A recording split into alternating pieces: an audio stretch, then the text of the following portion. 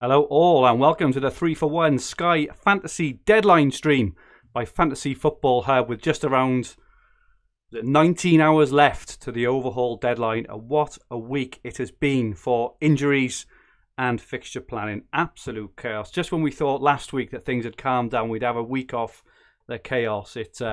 This happened this week. Was it 6 injuries on Wednesday night or whatever it was, and then all the FA Cup results and the doubles yesterday. So we have all been beavering away. Ian Parron has been beavering away as well to get some up-to-date projections. So looking forward to catching up with all that this evening. So my name is Fergie and I am joined by Paul McAnulty first. Paul, how's your planning gone this week? Has it gone fairly straightforward or? After our pod last Sunday, I knocked up a team to put in as a placeholder, and I've not re-looked at it since. So I blocked out 2 hours before kick-off tomorrow to go through it, and told my missus not to disturb me in that time. We also have former. No, we don't. Not former. That's for Dan. This script was for Dan, former champion. We also have reigning Sky champion Liam Dorrian with us. There's some comments in the chat about Dan looks younger, a better looking Dan. Liam Dorrian, how's it going, buddy? Yeah, I'm good. I got my hair cut there, so I'm happy. Very I'm going to spend tonight planning my team, so I have a few different plans, but I'll think of one tonight. So there seems to be a basic, I don't know, like a structure or template forming, but for each position, or for 6 or 7 of positions, there's like an A, B, or C in there. This is where it's kind of hard, and each person needs to make the decisions on whether they go for the A, B, or C in each position. But even though the template looks fairly set, there's so many. Well, there's probably thousands then of permutations off the back of that, which is what will obviously what make it really, really interesting. So as we are live, please feel free to join in the chat at any time. Let us know your thoughts on the topics of the relevant sections, and feel free to ask some questions for us to answer throughout. And at the end, packed house this evening. Welcome all. Count through everyone. Wacka Baby, Luke Schiletto, Reese Bloomer, Lee Williams, Wilson Wynn, Scott Baker, Steve Wright, Steve Cheek, Tom Hartnell, Ollie Poole, Mick Byron, Pete S, Pete Corley, Colin Downs, Thomas Morrow, Lewis Nichols. This goes on and on. Yorkshire Exile, the wily old fox is in here as well. When I watch Yorkshire Exile, everyone, he's gonna have a really, really good finish. He's a sneaky one. He's an experienced old head in this game. For any new watchers and listeners, if you haven't subscribed to us yet, please press the subscribe button in the bottom right-hand corner of the screen and set the alerts so you don't miss our live streams, which are usually 9 p.m. every Sunday evening right here on this channel. Also, please press the like button if you enjoy our content. Welcome, Sean Taylor. First ever time catching us live. Great to have you with us, Sean. If you've got any questions, give us a shout and we will chuck them all to Liam. Okay, so that's enough for me. Paul, over to you. Yeah, I was just going to do a quick roundup of the press conferences today, or more where I think Sky players would be a focus of. So for those that aren't up to date yet, Calvert-Lewin looks like he's out for the Fulham game, but Ancelotti expects him back for Wednesday's game against City. Diaz and Rodri both trained for City. They were both doubts, but they've both been training. Pope trained for Burnley as well. Thiago Silva is out for Chelsea. I think that's good news for Azpilicueta in terms of start. I almost think that they need that leadership qualities that from someone at the back. So those are doubting Azpilicueta playing. I think that's good news for him. Fabinho's out for Liverpool. I don't necessarily think that he would have been a popular pick, but what that means for the remainder of the Liverpool defensive assets might be a knock-on effect on that. And Antonio, it's kind of cryptic message from Moyes, but he's training on grass. I think that was. He says that all the time, don't he? Training on grass. Yeah. As long Dyche is the worst when it's touch and go. Like I think Charlie Taylor's been touch and go for about 6 weeks now, or so it feels like. Yeah, so that's a roundup of the press conferences. And Justin has popped. He's done his ACL, haven't he? Yeah, that's right. So it looks like he's out to late 2021. Just quickly, a couple of questions while we're on that. So obviously, Leicester are going to be without Justin and without Fofana for quite a while as well. Do we think that impacts Leicester's defensive kind of strength or the way they play? So the back four could be Pereira, Evans, Soyuncu, and Castagna, which I think it's a pretty decent. I think Castagna's out for this weekend, isn't he? But moving forward, I think, as you say, it'll be fine. Yeah, but okay. And just want to ask about Liverpool as well. Obviously, without Fabinho, potentially that strengthens that kind of Leicester attack a little bit more. Or their chances of scoring.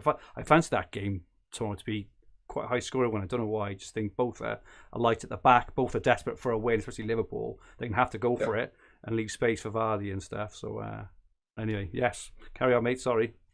No, sorry. Liam, do you want to? It's been a while since you've been on, and you'll have had your own thoughts on the overhaul, which will have differed to mine, Dan's, and Fergie's on Sunday. Do you want to give us a chat about what your current thinking is and where your considerations are at?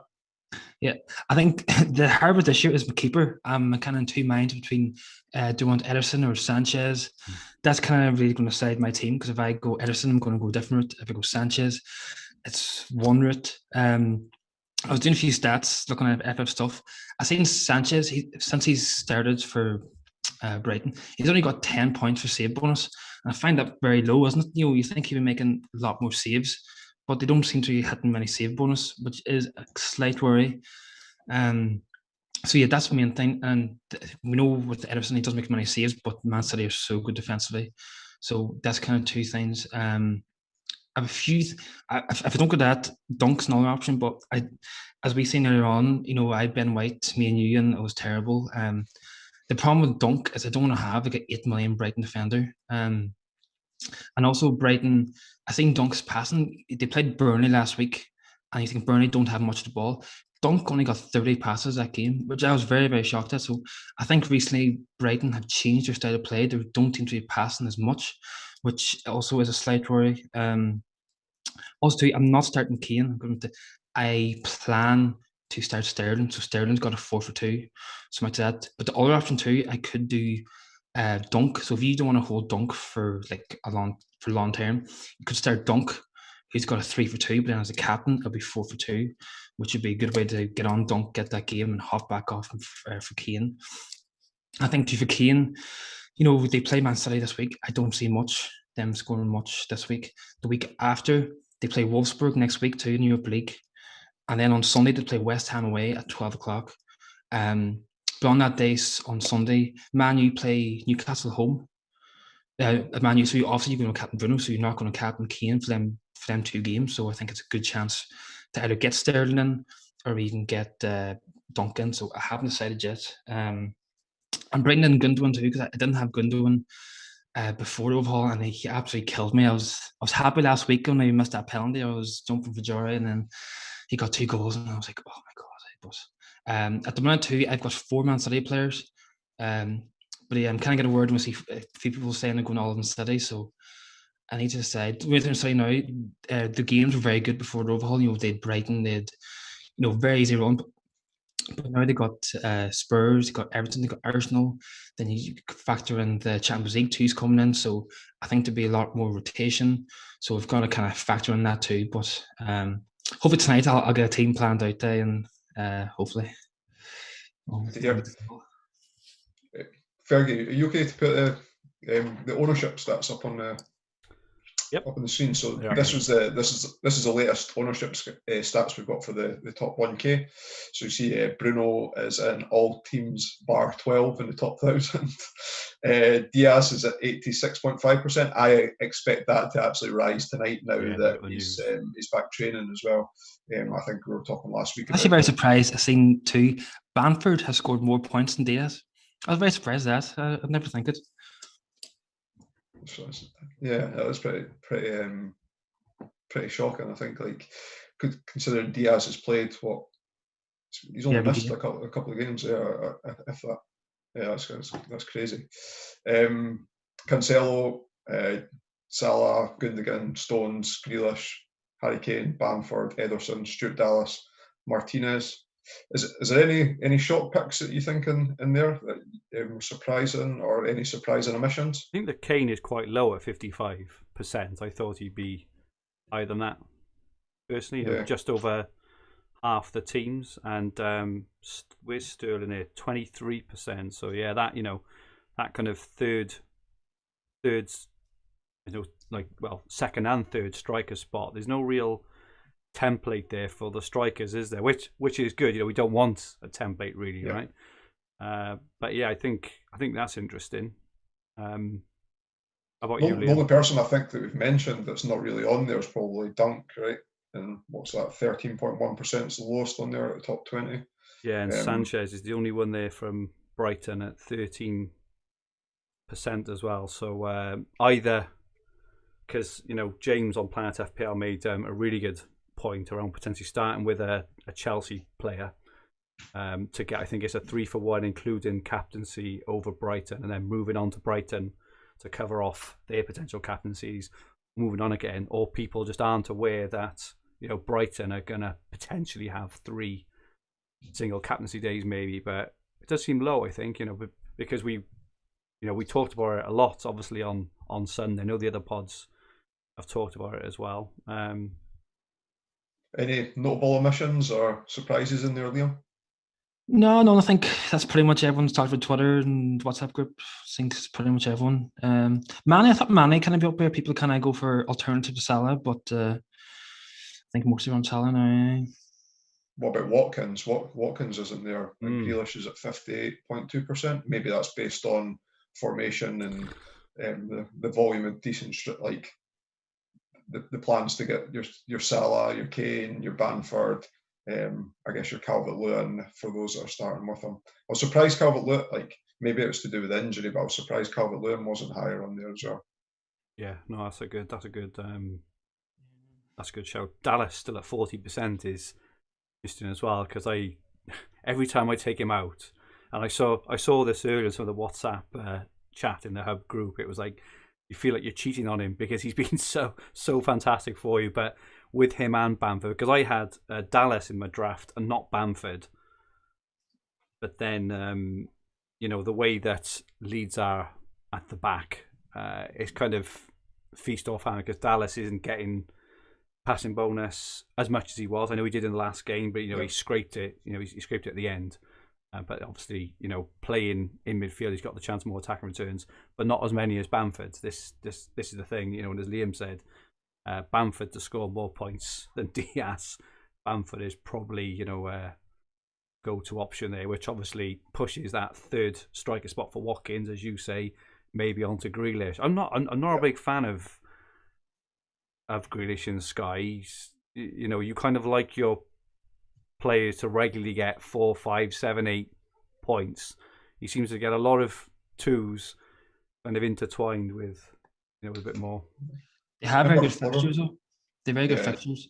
I think I have a plan. So if you have mercenaries and if you have transfers, if you look at the phone or the app on your phone, they have great fixtures up until I think the 6th of April. And after that game, they play the Big Six. So if you've transfers, I would be looking at, if you have Martinez up until they play Liverpool away. And then I would take them out then because the fixtures, they got the Big Six. So the fixtures up to there now are great, and in that time I would hop off them. Yeah, there's not many captaincy days, right? For Villa, which is which is possibly why some of the players are being omitted as well. Fergie, you like to put the next slide up? Yeah. I think it's the City effective ownership. Yeah. So this is something I'm always keen of doing, wondering whether I should be celebrating clean sheets or not. So the City effective ownership of the defence is 265%. So if you own 3 City defenders, you want them to keep a clean sheet. If you own 2 or less, you don't. Basically, like a kind of a rule of thumb. I appreciate there's different caveats to that, attacking returns and captaincy, etc. But that's a general rule of thumb that I apply when I'm thinking about games. Do you think 265%, so 2.65 defenders, including the keeper on average? I think that's about right, or I think it there doesn't seem to be many teams that I've seen flying about Twitter that's had the sort of block City defence that there was before the overhaul came in. The Stones, Cancelo, Diaz, and Ederson quadruple up. Do you think that Laporte's back now is going to be an issue with Stones? I think it could be. He could play a few games now, so but I think I'm going for Stones over Cancelo because I think Stones will guarantee to get you the passing, especially in the big games. I think we've seen Cancelo against Villa; he never got passing bonus. Liverpool never got passing bonus. So I think maybe against like the big teams, the way Cancelo plays, he's kind of but a strange position. He might not get passing bonus. Yeah. So I think that's why I've gone Stones over Cancelo. What are your thoughts on Man City of them having, it's very likely, according to Ian's predictions, and looking at Ben Cradden stuff on FPL, that Man City are going to basically have, I think it's 8 fixtures in the next 4 or 5 weeks when other teams are going to have maybe 4 or 5. What's your thoughts on the kind of strategy? Because this is the way I tend to play in all games. I tend to look at volume of matches a lot in the way I play, and just trust that through just pure volume that players will outscore the team just based on that. And they're the best team in the league as well. Well, and they're the best defense, and they've got one of the best attacks, right? So, but what are your thoughts on that? Is it kind of transfer dependent, or because I'm like genuinely thinking of going between 6 or 7, potentially even 8. I probably won't go 8, but 6 or 7 Man City players, and then moving off because obviously they blank for the Carabao Cup final, so they're going to have less fixtures at the end of the season than other teams, and they may have won the league already. So my kind of overall strategy, just trying to split the remainder of the season in half, is go all in on City for the first half, and then move off them when they have less fixtures, and they're less likely to play their stars all the time. And then move on to teams like potentially Liverpool. I use an example. Liverpool and Arsenal's running actually. Their run-ins fixture-wise are fantastic, and both of them, especially Liverpool, are very likely to be hoping, outside chance of the league, but more probably chasing top 4 and things like that. What do you think that as kind of an overall strategy, or is a more balanced view, cover the captains, etc.? Is that your kind of thinking? Liam, can I ask you that? I say the first time depends how many transfers you have. So, if you have 15, 20, you could go all in City. But I think if you have less than 10, I probably wouldn't, because it'd work out now, it'd be grand. But you could later in the season, you could be in trouble because City, could, as you say, could have won the league, could be in the beach Champions League, there'd be a lot of rotation, you're playing the B team. So I'd be careful. It's a tricky one. I think I have 4, but I'm starting to think now I don't have enough. I think I might go Ederson just because, I have Sanchez in mind, but I think I might go Ederson just because they've got so many extra games, and Ederson's guaranteed to play. Really, as I said to you, I think a few months ago, Brighton have never kept a clean sheet in the Premier League on a Monday night too. I think for the past 3-4 seasons, every Monday night they play, I have a Brighton player, and they end up doing nothing. So I'm actually thinking I might just skip the Brighton completely. I know Brighton have been good. They've good to keep clean sheets, but I can't see them keeping them up. I'm just bad memories of Brighton, so I might just completely skip that. Just get on Ederson, get on Man City. Hopefully, they continue their good run. And the thing with Man City, even if they concede, there's still a high chance that they're going to get passing bonus, tackle bonus, shots bonus, even assist. They're just so good. That's my thoughts. What's your thoughts, Paul? Yeah, Adam Webster's potentially out for Brighton as well. I don't know how big a miss that's going to be for them. Ben White, never again. Never. Won't go there. Never. He got you that Friday night clean sheet at the start of the season. I'll never forget that, because I was furious that you spunked that fixture out of nowhere, didn't you? The whole reason I got him in was because I thought he might have picked up passing in the first 2 or 3 games after picking him up after that first overhaul, and he must have been getting half the passes. Yeah. I think he got tackle bonus. He got, didn't he, for the first couple of games? That's right. Yeah, because he was playing defensive midfield. Yeah, that's right. Sean Taylor in the chat says that Man City effective ownership would bring a tear to a glass eye. I like that. It is, yeah, but it's scary, right? And there's some really good options, and if City, it's all very well. I agree with you, Liam, that their fixtures are not as good as they were before, right? And we did target that specific run of 6 fixtures, one there where they had, I think, 6 for 5 or 6 for 4s over most of the teams, and they were all absolutely fantastic. But the way they're playing, you can't see them losing, right? They can see it against Liverpool. That was a dodgy pen. It was a mistake by Diaz and a dodgy pen as well. I think other than that, they never really looked like scoring. So yeah, I think it's a tactic. Sterling is quite low as well at 23%, because if you look at FPL, everyone's talking about bringing in Sterling and captaining him. Now, if you're doing it in FPL, why aren't people thinking of doing it in Sky? Because they clearly think he's going to score goals. I thought it was a really nice differential for those that are looking for, like, when we talk about differentials, like, you want someone that's got a high ceiling and it's got a bit of consistency. What was it, 11 attacking returns in the last 11 games for Sterling? Yeah. I think might be. Yeah. I think for anyone that's, like, sitting outside the top 1K, looking to break in it, trying to get away from the template to do that, I think Sterling's a great shout for that potential. Okay. Glenn Murray asked what I'm drinking. Is it quadruple rum? No, but I heartily encourage everyone to get cherries and berries squash from Tesco's. It's one of those you bought by accident. We normally buy blackcurrant, but we accidentally bought cherries and berries. Oh my goodness, absolutely fantastic.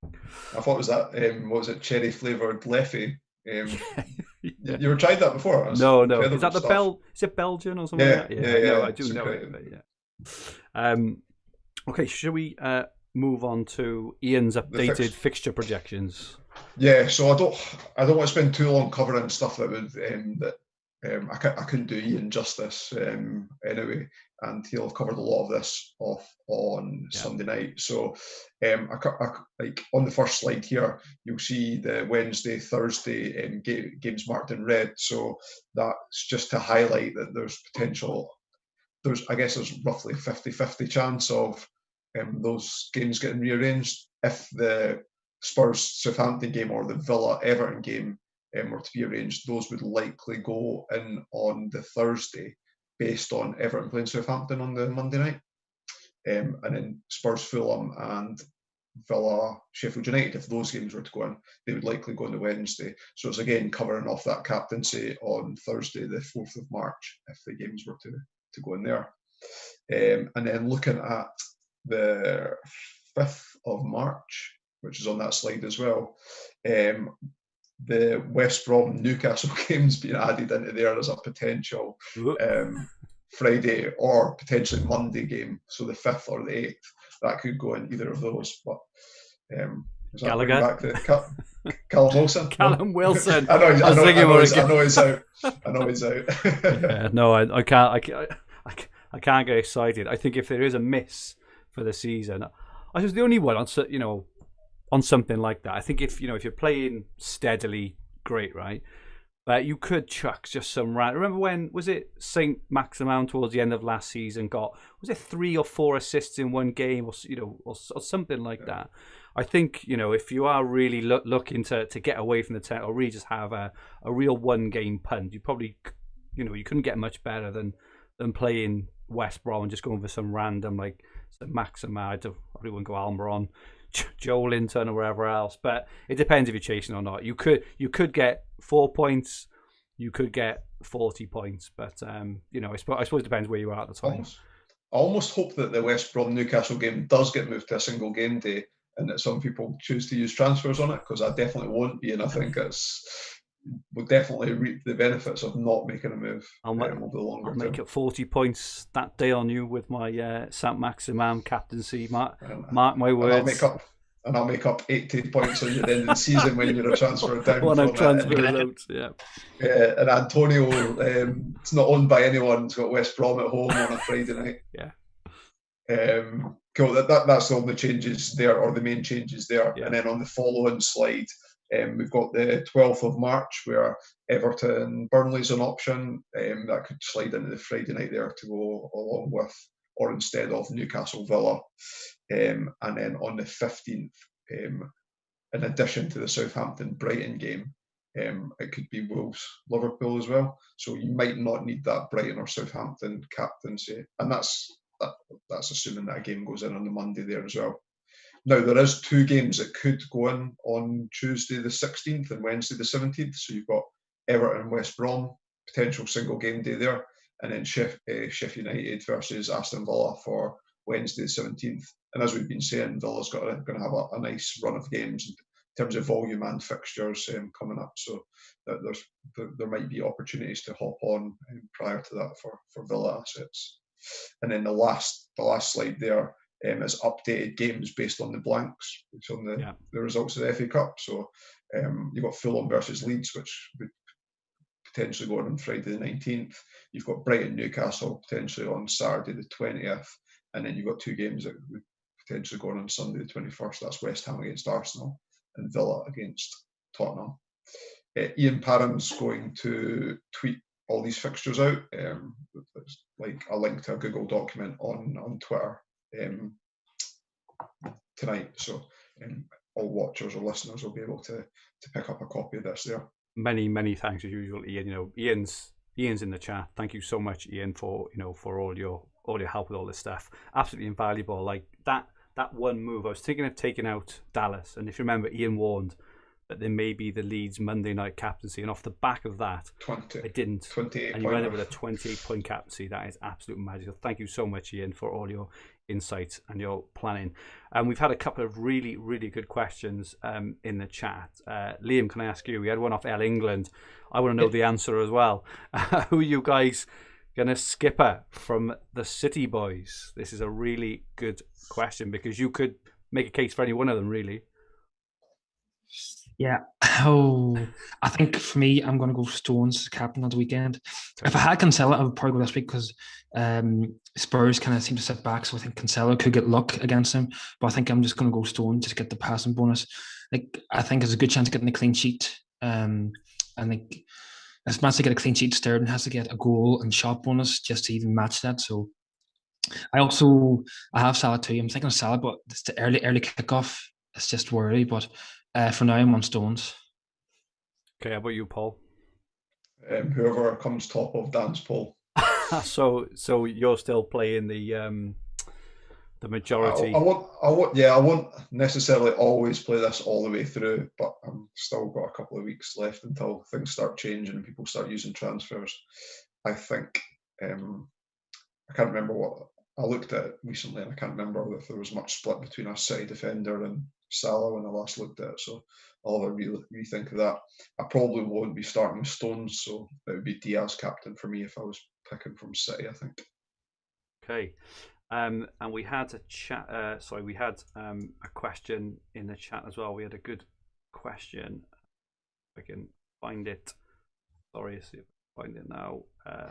If you're in the top 200, so obviously, can't see where it's gone. Michael Smith, sorry. Should we stick with the crowd if in the top 200? Suppose straight away it's what you're after.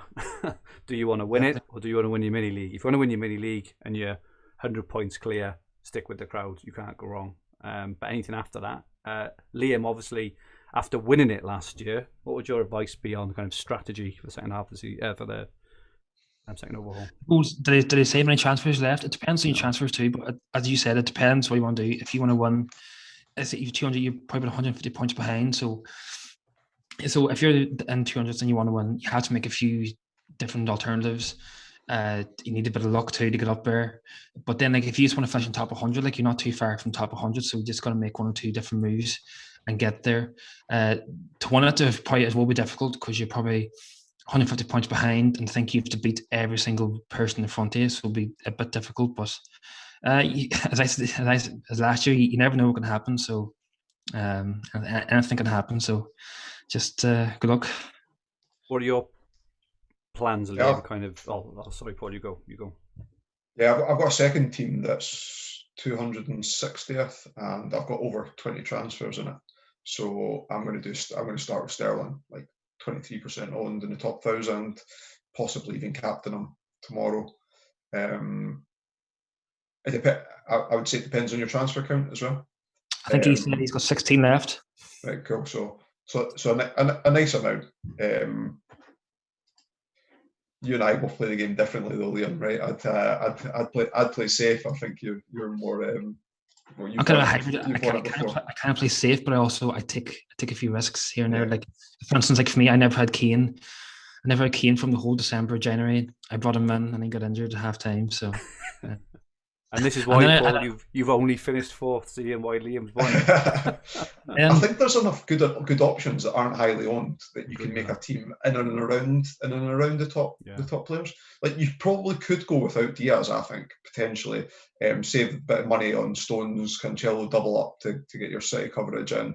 That frees up some money elsewhere that you might have another big hitter that's a differential to someone else, potentially. I'm debating not going Kane again. The thing about Kane, like, he's never got more. I think since West Ham, that's the first day at Overhaul last time. That's the first time he got 2 goals. Since then, he's never scored more than 2 goals in a game. He's only got over 10 points and 3 times since that. So, he's not like he's scoring a lot of points. He's just consistent at getting a goal, and they park the bus, and that's it. So I'm debating whether or not having him again, but I'll see what happens. Rob Pick asks, start with Foden as an extra City player or start with Watkins as a longer term hold? Have either of you got Foden in any of your plans at the moment? Not for me. I think Foden's 8.2 and Gundogan's 8.2, and if you had to pick who'd you pick, you'd obviously go for Gundogan. I probably wouldn't get the problem with Foden. I know, just not for me. Not kind of player I kind of go for. I think he's a wee bit risky. I'll just stick with the main City players. We've had some questions. So we had one off James Proctor, and we also had one earlier in the chat around Romeo, because I've been looking at him. So I posted my draft this afternoon on Fantasy Football Hub. I don't think that draft included Romeo. It might have, it may not have, but I've since got Romeo in my team as a bit of a placeholder, but also Southampton are getting back to that team which they had a couple of months ago, which played really, really well, which is why we like them. So they've got Vestergaard back, Walker-Peters is back for this weekend, Romeo's back, Ings is back. Do you think for Southampton players, because obviously they've got that one captaincy, haven't they? And he's a really nice pick in there anyway for, passing bonus and tackle and stuff. Do you think Romeo's an option? Paul, I'll ask you first because he's your boy. Yeah, I think he's definitely an option. I wouldn't advise anyone to go against. Rafinha's roughly the same price, though, and I like the look of Rafinha, and he's got that extra game along with Southampton, although he doesn't double. So, I wouldn't advise anybody against picking him. I think he's a good solid pick, and that Everton Southampton game could be pretty tight. That could be 1-1, and those that aren't starting out Calvert-Lewin and don't want to necessarily get him in, I think that would be a good option. Liam, Romeo or another Saints player? I think I'm going Vestergaard. I think with Vestergaard, there's a chance of him getting clean sheets. He picks up a lot of passing bonus too. I think got tackle bonus too against City a few weeks ago. He's also a threat from goals too, and he's 0.4 cheaper. So I think I'm going to go for him at the minute. It looks like I'm actually looking forward to. They play Leeds in 2 weeks' time. I think Vestergaard could get a lot of luck against Leeds because Leeds are very poor from corners and set pieces. So I think he could get a goal or two there. And they're also projected, aren't they, to have a lot of fixtures in the short term. Southampton double in FPL game weeks. I think 25 is confirmed, 26 is nigh on confirmed, and potentially 27 as well. And even if they don't keep clean sheets, the way they were playing before, he was absolutely nailing the bonus, wasn't he? And not only passes, tackles, and every time, because I didn't have him in my team, every time he went up for a corner, they just aim for his head, don't they? And he obviously scored a couple, but he had so much well saved, some just wide, kind of like Zuma at the start of the season. They just look for him. He's very, very dangerous. So if you haven't got him, he can be quite scary. If you had a lot of transfers, would you consider Danny Ings? Now, I know that the risk with Danny Ings is the volume of games over a short period of time and his injury record. So the caveat is if you had a lot of transfers. Yeah, I suppose you do not lose because I think I have him down here as a differential. I think he's very low owned. So, I've seen Danny Ings from last season. If he gets that form back, he could really good differential and he'd fly up a table and also his captaincy too. So, in a few games, so worth a shout. Fergie, I think you mentioned that on your Green Arrow pod last night from an FPL perspective, but knowing that you'd have potentially more transfers, you think he's worth a punt? Personally, not just because of his injury record. And I think we said that if they do double in 25, 26, and 27, that's going to be 6 games in what's that, 20 odd days. I can't see it. And the one you're going to want a captain in for will probably be the one he's bloody rested as well. So I think he's a decent option, but I can't see him playing all those games, and it only takes a knock for him when he's gone, and you've wasted a transfer. So I would personally go for someone like Romeo or Vestergaard, who's probably likely to play every game. Not as explosive, obviously, as Ings, but that's my personal preference there.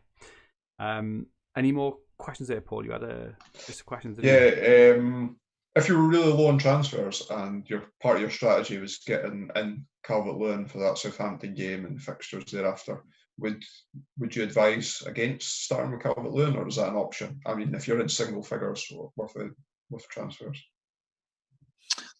I would say probably yes. Looking at Ian Parent's fixture planner, I think Everton might have 2 or 3 of these single game days. And I think it's important to, if you're low on transfers, the best thing to do to maximize your points is try and get players from like 9 or 10 different teams. So then that will cover 90% of them single game days. And if you have DCL, he's been playing very good this year. He's nailed on the start. He gets goals, he gets shots, gets man of matches, and he covers you. So yeah, I think I probably would if you were low on transfers. Fergie? I think I'm a bit reluctant. So I know they said, I think if he was fit, I'd say yes. You get the extra games out of him. But I think Ancelotti said he's hoping to be back for Wednesday, right? If he's not back for Wednesday, he's got a hamstring tweak, right? If it was a precaution and he's missing the game as a precaution, I can understand it. Hamstring tweak cleared up in 5 or 6 days. Fit enough to be able to start a Premier League match against Man City would it? Yeah. At home, Man City, yeah. Would you play him in that game if he wasn't 100% fit? And these things tend to just go on and on a little bit. He may then be, he should be okay for the weekend. All of a sudden, you've lost. You're definitely losing the 1.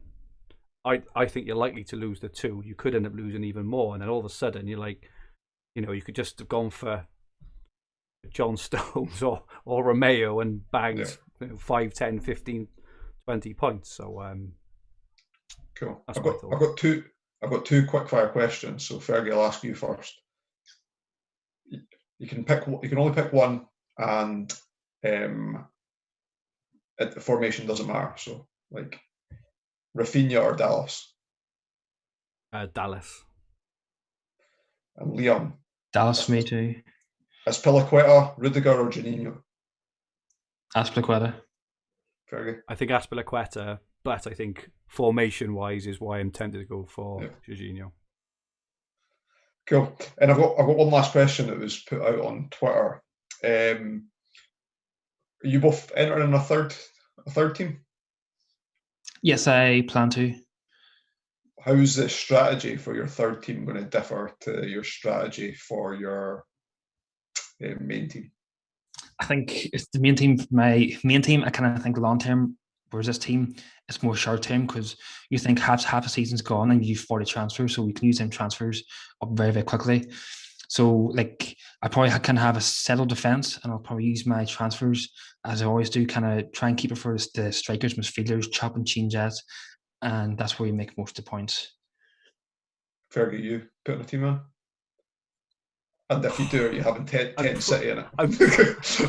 I'm probably not, and I feel quite crap for saying it, but I'm so slammed with all my other formats that and trying to keep abreast, because every injury affects me over 4 or 5 different games, and the thought of putting in more and having to have a completely different strategy, I may just enter one, put in like 11 City, and then just change it halfway through and change it halfway through again, which is likely what I'm doing with my normal Sky team anyway, to be honest. But I think if I do enter one, it's going to be, it'll have to be low maintenance all week as the other game. So.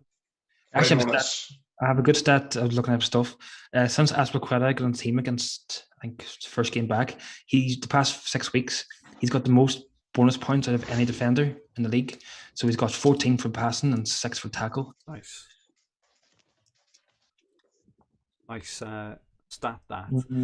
Tim Barry's in the chat tonight, so if anyone is planning on doing a third team and want to play in a league that only includes third teams, then have a look out for Tim's tweet, and then you can join that league.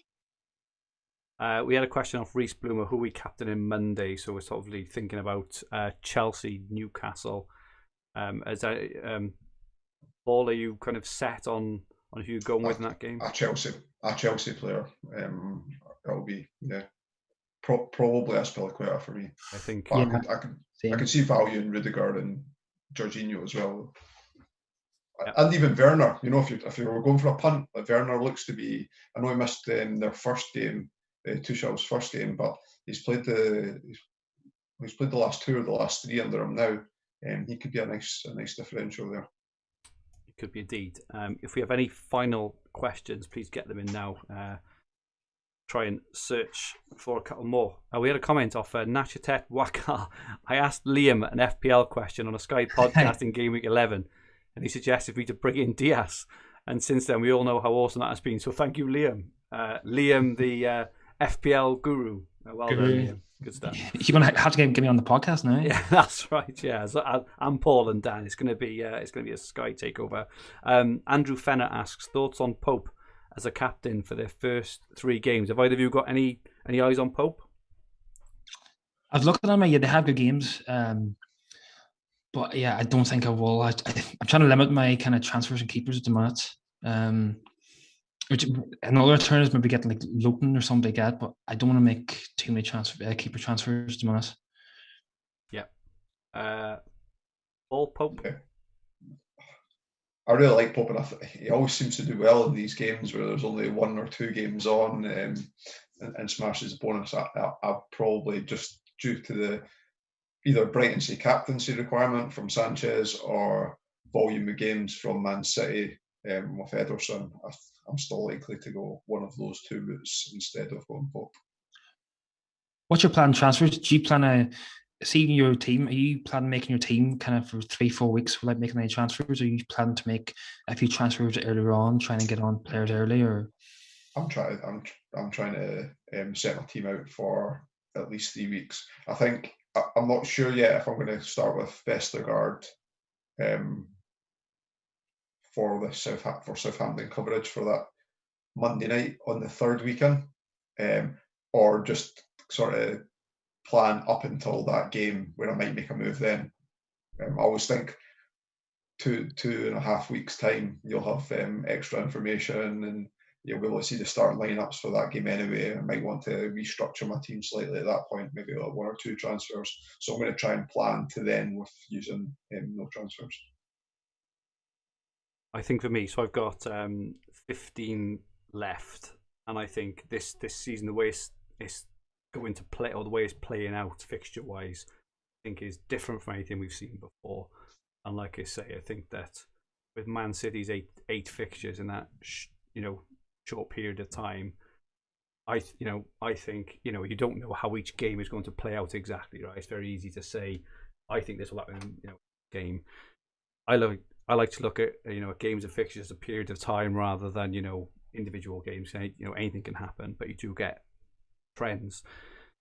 But I think if Man City have got 8 games in a period of 4 weeks, and they do go on a run of even 2 or 3 clean sheets, and you've got 4 or 5 City defenders, Gundogan, potentially Sterling, maybe Rodri, for example, right? And they're just hoovering up all this bonus all the time.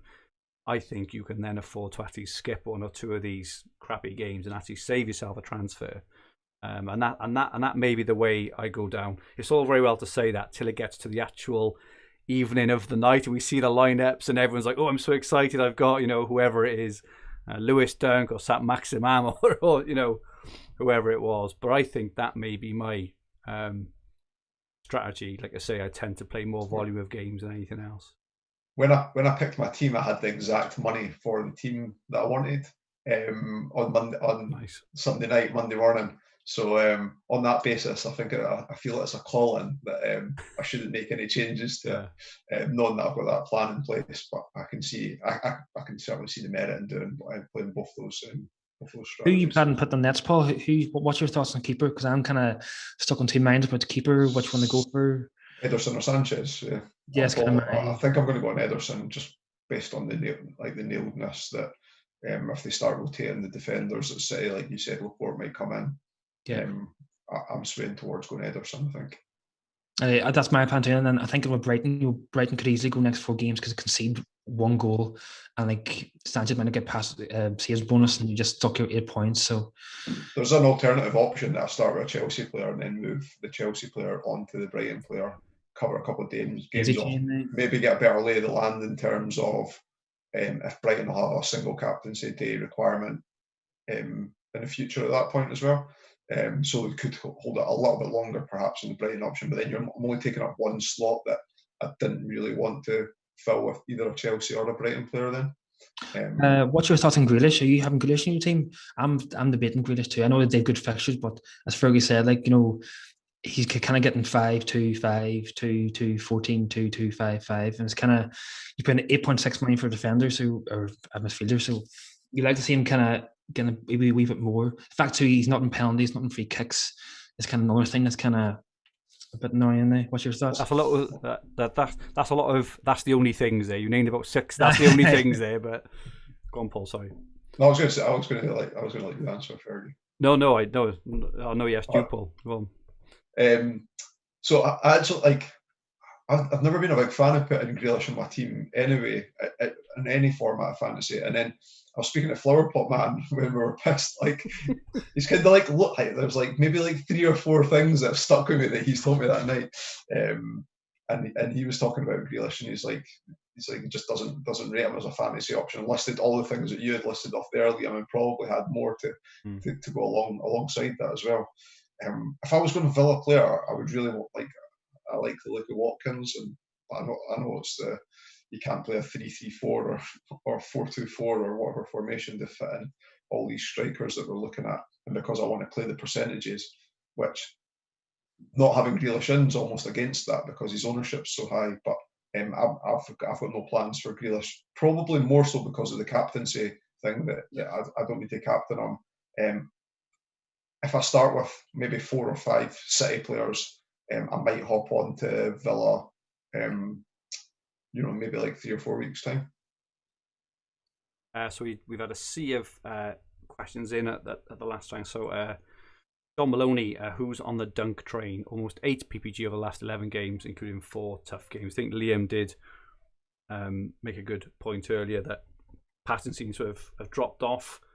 And I think a lot of us have been, kind of stuck between Sanchez or Dunk or potentially even Skip. But that's the kind of transfer that, as a one-off one, when you step back and think, are we going to use one of our precious transfers on Lewis Dunk? It's just a bit, when you consider all the options in all the games, all the captains you can actually get, do we trust Brighton that much? And it's very easy because we're going to be looking at captaining him, I think, in a couple of the games' time as well, and form changes very, very quickly. Okay, over his last 4 or last 6, Brighton have been really, really good. Dunk's been really good. Is that sustainable for 8, 10, 12 games? I'm not, I'm not sure. I do think fantasy managers and do get a bit hung up a lot on what's happened in the last 4 or 6. It's what's going to happen in the next 4 or 6 is what's important, right? If I don't start with Dunk or Sanchez, I'll be turning off WhatsApp and Twitter an hour before the Brighton Crystal Palace game. So I've started doing that recently to avoid me doing last minute transfers. Yeah. I check team lineups because more so if there's like a snippet of information, like when we brought in Aguero that time because Jesus wasn't on the bench, and it was like, oh, that's great info, but I doubt whatever info came out of the lineups in that game would alter my thinking anyway. If I started up without, and that was my plan, I'd have to stick to it and not make a last minute transfer to get in. That's worse. That'd be worse than starting with him and getting him out then after using the one transfer. I think to Brighton, I think the worst move you could possibly do is probably bring the Brighton defender in, because you have one transfer to bring the Brighton defender in, and then you're either going to hold for 6 weeks until they get to that other game in March, or either you're going to transfer them out. So do you really want to use two of the transfers on a Brighton defender? And I'm thinking, I really don't want that. I think if you think come May or June, you might have no transfers left, and you could bring in Kane for like a 3-for-1 and take him out. And that's what you want. Like I definitely wouldn't bring a Brighton defender in and then take out, because you're just wasting two transfers, and especially when Brighton defender, it's probably not the best thing to do. I'm trying to think of this season so far. Arsenal is the exception, but they did have 2 captaincy days. I can't think off the top of my head, I may be wrong, there probably are some, right? But when, we saw a single game day in the distance, right? And we planned and plotted for it and got to that point. Are you guys able to think of any specific night where someone came in and smashed it on that one evening? Dallas for Leeds on the final one, but that was more keeping Leeds cover than actually going for Dallas. But I can't think off the top of my head of a single game this season where we targeted that one game and it actually came and it was worth the 2 transfers, one in and one out. Yeah, I can't think. I think the only one's Holden, really. I think Holden was good. Holden for Arsenal, agree. Yeah.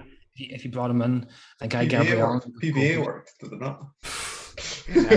PVA, but and I suppose this is the point around potentially just avoiding or skipping and just going on Man City, because even if you include the captaincy points from Dunk over 2 games and you hold Stones for his wherever he's got a 4 for 2 over him, for example, he could just outscore him, and Stones is then still in your team. You haven't used any transfers, and to Liam's point, towards the end of the season, then when you really need the transfers, when you've got the big captaincies, you'll probably look back and think, why the fuck did I waste 2 transfers on Lewis Dunk? Remember the 2 Liverpool standalone games as well, and they got beat. They drew in Newcastle. That's happened, and then got beat up Southampton as well. Yeah. So that's why I think I might just skip it. I just hope the Brighton Monday night losing a clean sheet continues. It'll be my first time ever not having Brighton defender on a Monday night, and I'm really see look at it all get a clean sheet. So, but I think I might just skip. I think of the long term, you don't even want a Brighton defender, and you probably cost a few transfers. So, I think I might just skip. Apex Sector, best mid that is not Bruno or Gundogan. I wreck in my head thinking Ward-Prowse, Grealish, Rafinha, or Jorginho. Has anyone got a nailed third midfield at the moment? I think he pretty much said them all. I don't think there's anyone nailed, is there? Any really real obvious one? I'd throw Rodri into that mix as well. Okay, good show. The only thing with Rodri I've noticed, he's and I only know because I owned him, in the last month. He missed 2 games, so he gets rotated with Fernandinho. Is the only thing I would say. Fernandinho's injured just now. Fernandinho's injured just now, I think. Yeah, only for a week or 2, all right. But Rodri. That's 4 games. That's 4 well, games. All right, yeah, that's fair enough. But Rodri's missed 2 games in the last, 6 or 7, through being rotated with Fernandinho. It's just a point I'd make about him. Scott Baker, Reece James, anyone to save some coin, starting bonuses? Reece James, anyone? Do you think he's just a bit too? I'm trying to get him out of my FPL team. So I think he's a bit risky until they settle down. Probably Spilicueta, Rudiger, Jorginho. Dan in the chat, you should ask him his opinion on Reece James. Yeah, definitely. I remember that. It was funny, wasn't it? 1901 YT, any thoughts on KDB? Should we leave funds spare for him? Liam, what are your thoughts on De Bruyne this season? I have no plans to bring him in. I don't. I think it's you factor you're getting him in, and I think KDB previous years, he was getting passing bonus, he's getting shots, he was always kind of ticking along. But now this year, he's no passing, very few shots. He's kind of relying on goals and assists, and he gets a lot of assists, is good, but goals, he's only got 1 goal for open play this year. So I think I'm just going to avoid until he starts hauling. But yeah, I'm avoiding. And if you think of when he's due back, so he's due back in roughly, I think, game week 26-27, which is right smack bang in the Champions League. They blank in 29 and they blank in 33. So this is my point of kind of hopping on City early and then moving off them. You're going to Might be an opportunity. That 33 rearrangement may get moved further down the season, and therefore you get a 3-for-1 or something like that, getting De Bruyne in like way down the lines. Yeah. But I agree. I think it's changing position to that number 9 role. Him not getting the pass because he used to nail passing every game, didn't he? He was a typical kind of DSO Stones 5 points without batting an eyelid, whereas he's just not getting it. You know, and we've all captained him so much this season for very very few returns. I think he, I think Bruno is probably the kind of person now who you not guaranteed, but he normally gets something every game. De Bruyne just doesn't, does he? So. Any punts on Man United players, you think? Like, they're away to West Brom, which must be the best fixture in the league by a mile just now. They've got the double coming up, so and they've got Newcastle a settled-ish team. Yeah, and Newcastle next week. They've got a settled-ish team there. I know that you'll be captaining Bruno, but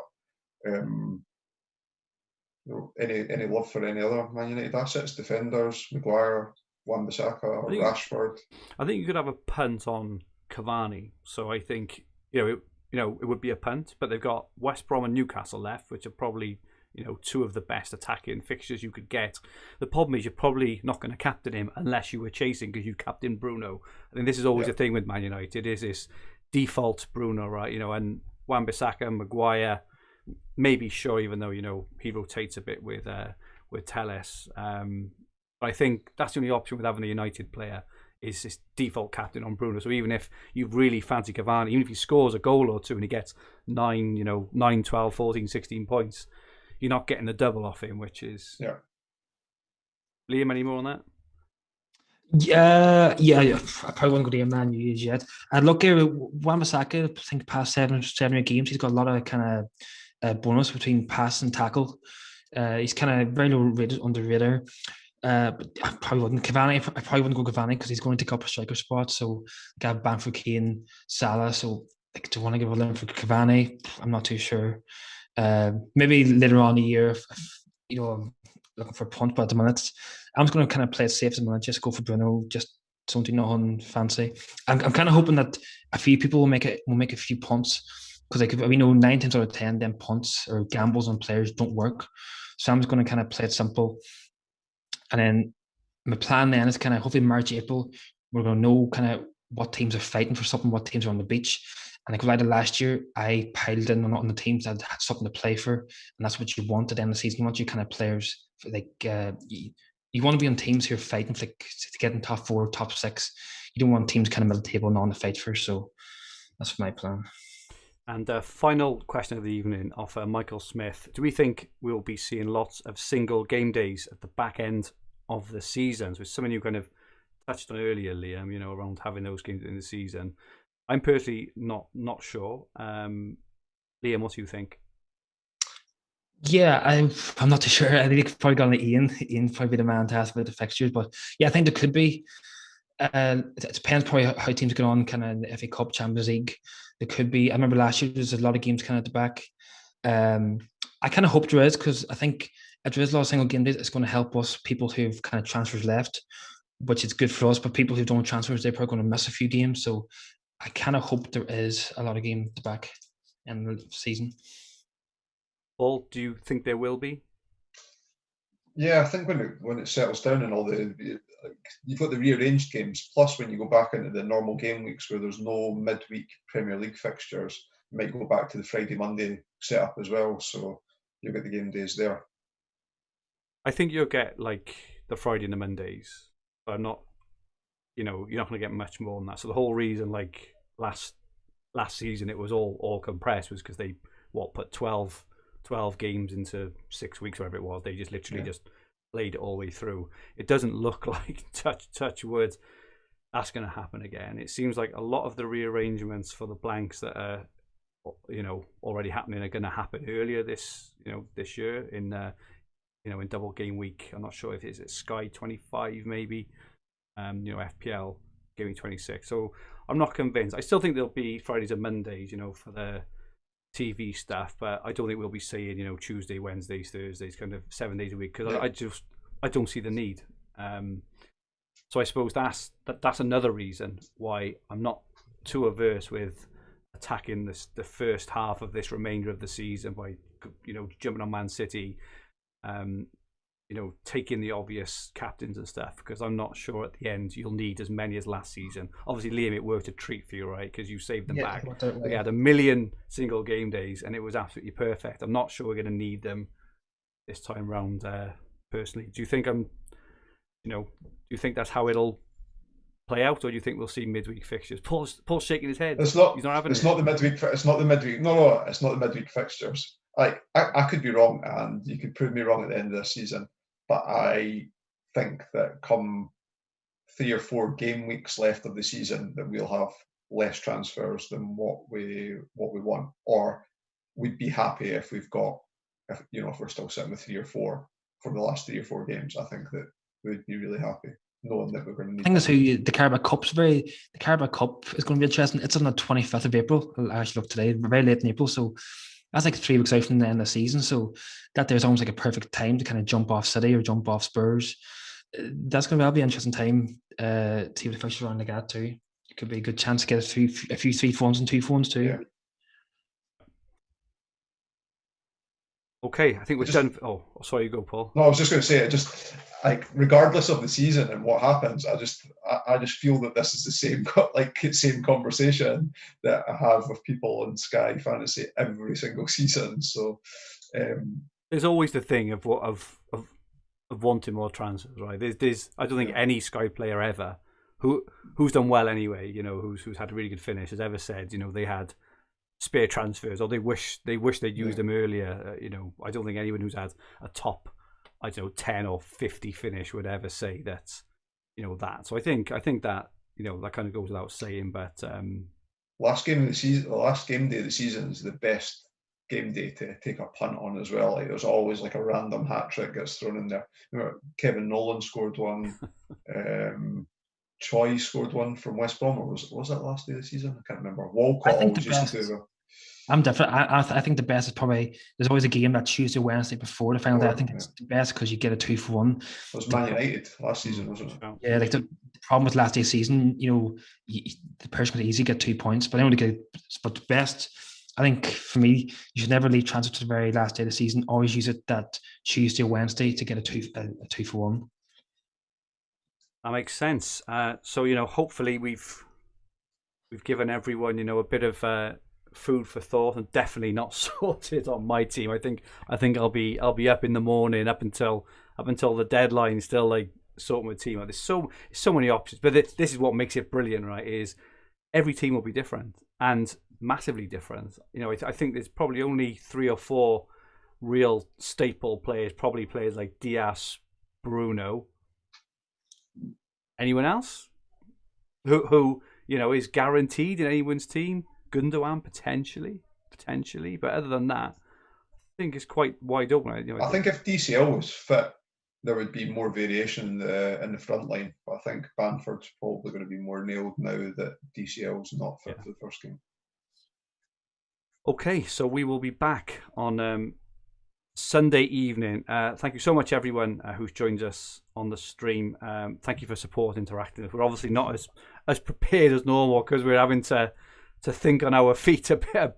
This the same as everyone else. But thank you so much for joining us. Really, really much appreciated. Liam, thank you so much for coming on this evening. We'll definitely have you on again sometime in the coming weeks. Invaluable advice as always. I find with you, Liam, you always give a different angle, which is great. You always give that different slant on something, which is really, really useful for me and probably, hopefully everyone else for sure. Where can people find you, Liam? You can find me at Twitter at Dorrian Liam. Okay, and don't forget that Liam is the reigning champ. He knows his onions. Listen to Liam. Paul, thank you so much for joining us again. Where can we find you? Twitter at Paul McAnulty 1, MCANULTY. And please, after my revelation about baked beans last week, stop that Weetabix baked beans things. Please stop tagging me after it. Superb. Paul will obviously be back with myself and Dan on Sunday night. My Twitter handle is at Fergie222. If you like what you watched, please click like. please click like. It would be great if you could. Remember to subscribe in the bottom right hand corner of the screen if you haven't already. We won't put this out as an audio podcast. It was just kind of, you know, a get together just to have a chat around a few options. We'll be back to normal on Sunday evening. Our handles on Twitter, Instagram, and TikTok are at FFH_HQ. Our podcast Twitter handle is at FFH_Sky. Please follow and feel free to ask any questions. Our website is fantasyfootballhub.co.uk. You will find everything you need for fantasy football all under one roof, including player comparison tools, the fixture ticker, Opta stats, top player team reveals, and much, much more. Loads of Sky stuff on there too. Good luck to everyone this weekend. It's quite tense. I don't know about you guys, but I feel quite tense. I think, you know, because you know, I think I'm the lowest ranked here with 189th. Liam's 102nd. Paul 53rd. I think Dan's from like 150 or 160 or something. It's quite tense because we are all realistically in a shout of doing well. There's not many points between those positions as well. Like in seasons gone by, there would be like bigger gaps between that and harder to break up. But one good game week or one bad game week can see those places turn around pretty quickly. Couple of good Man City, you know, 4-0 and 5-0 next week, and that board will change right up. Hopefully in my favour, and I'll be looking down on there. I'll be looking down on you guys. Okay, thank you so much all. Catch you on Sunday. Best of luck. Have a great weekend. Goodbye for now.